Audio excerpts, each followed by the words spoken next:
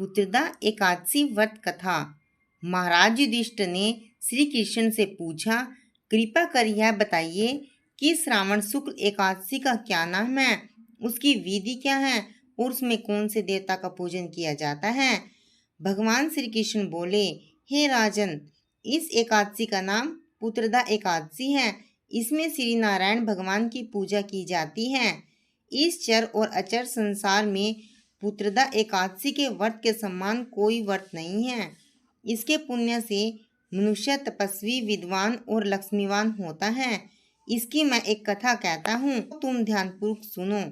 भद्रावती नामक नगरी में सुकेतुमान नाम का एक राजा राज्य करता था। उसके कोई पुत्र नहीं था। उसकी स्त्री का नाम सव्या था। वह निपुत्री होने के कारण सदैव चिंतित रहा करती थी। राजा के पितृ भी रो रो कर पिंड लिया करते थे और सोचा करते थे कि इनके बाद हमको कौन पिंड देगा। राजा को भाई बांधव, धन, हाथी घोड़े, राज्य और मंत्री, इन सब में से किसी से भी संतोष नहीं होता था। वह सदैव यही विचार करता था कि मेरे मरने के बाद मुझको कौन पिंडदान करेगा। बिना पुत्र के पितरों और देवताओं का ऋण मैं कैसे चुका सकूंगा। जिस घर में पुत्र न हो उस घर में सदैव अंधेरा ही रहता है। इसलिए पुत्र उत्पत्ति के लिए प्रयत्न करना चाहिए। जिस मनुष्य ने पुत्र का मुख देखा है वह धन्य है। उसको इस लोक में यश और परलोक में शांति मिलती है, अर्थात उनके दोनों लोक सुधर जाते हैं। पूर्व जन्म के कर्म से ही इस जन्म में पुत्र, धन आदि प्राप्त होते हैं। राजा इसी प्रकार रात दिन चिंता में लगा रहता था। एक समय तो राजा ने अपने शरीर को त्याग देने का निश्चय किया, परंतु आत्मघात को महान पाप समझकर उसने ऐसा नहीं किया। एक दिन राजा ऐसा ही विचार करता हुआ अपने घोड़े पर चढ़कर वन को चल दिया तथा पक्षी और वृक्षों को देखने लगा। उसने देखा कि वन में मृग, सुअर, सिंह, बंदर, सर्प आदि सब भ्रमण कर रहे हैं। हाथी अपने बच्चों और हथनिया के बीच घूम रहा है। इस वन में कहीं तो गीदड़ अपने कर्कश स्वर में बोल रहे हैं, कहीं उल्लू ध्वनि कर रहे हैं। वन के दृश्यों को देखकर राजा सोच विचार में लग गया। इसी प्रकार आधा दिन बीत गया। वह सोचने लगा कि मैंने कई यज्ञ किए, ब्राह्मणों को स्वादिष्ट भोजन कराया, फिर भी मुझको दुख प्राप्त हुआ। क्यों? राजा प्यास के मारे अत्यंत दुखी हो गया और पानी की तलाश में इधर उधर फिरने लगा। थोड़ी दूरी पर राजा ने एक सरोवर देखा।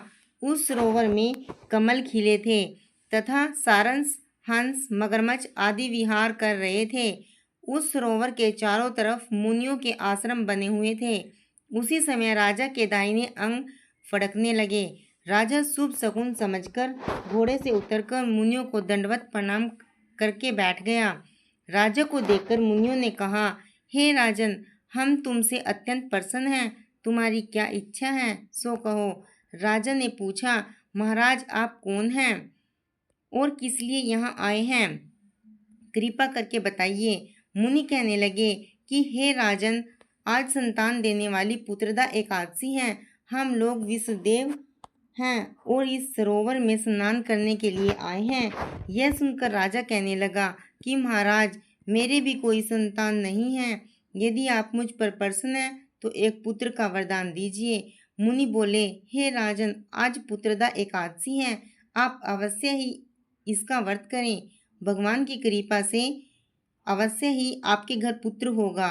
मुनि के वचनों को सुनकर राजा ने उसी दिन एकादशी का व्रत किया और द्वादशी को उसका पारण किया। इसके पश्चात मुनियों को प्रणाम करके महल में वापस आ गया। कुछ समय बीतने के बाद रानी ने गर्भ धारण किया और 9 महीनों के पश्चात उनके एक पुत्र हुआ। वह राजकुमार अत्यंत सूरवीर, यशस्वी और प्रजापालक हुआ।